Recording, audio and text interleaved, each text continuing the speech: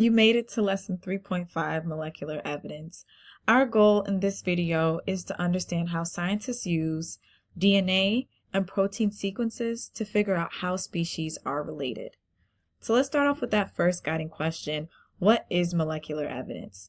So molecular evidence comes from the microscopic things that are inside all living things like plants, animals, and us humans.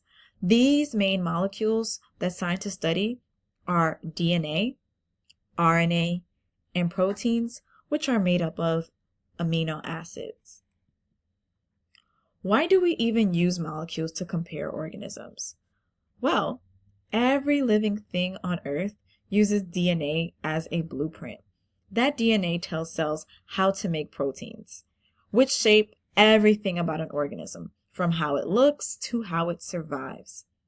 If two organisms have similar DNA or protein sequences, it's strong evidence that they inherited those instructions from a common ancestor.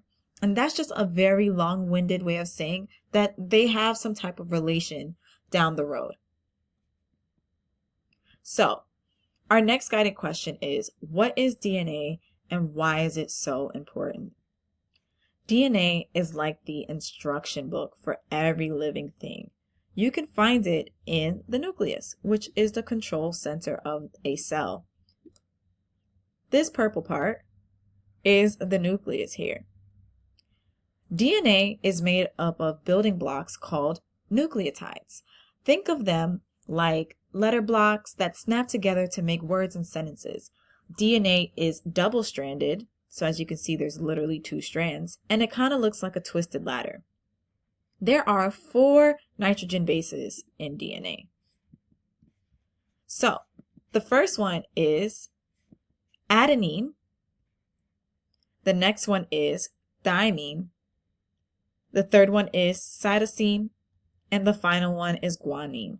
You don't have to memorize or figure out how to pronounce these names. As long as you remember the 4 letters that it starts with, A, T, C, G, you're going to be totally fine in science. These bases always pair up in a specific way, and we call this complementary base pairing.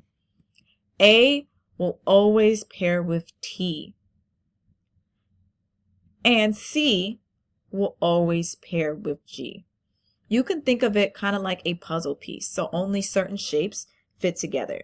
And because of this, DNA can copy itself perfectly, making sure that the instructions are passed down every single time a cell divides. So, again, we're going to talk about what is RNA now and why is it so important. So if DNA is like an instruction book, then RNA is like the helper that carries out the messages in the structure called the nucleus. It delivers it to where proteins are made, and that is in the ribosome. That is this part over here. RNA is normally single-stranded, so it's not made of 2 strands like a DNA, and it has a big difference. Instead of having the nitrogen base thymine or having that T, RNA uses a base called uracil. There is still a complementary base structure that's very similar, but again, it's slightly different. Let's take close pair looking at the shapes. In RNA, A always pairs with U. But keeping it the same like DNA, C always pairs with G.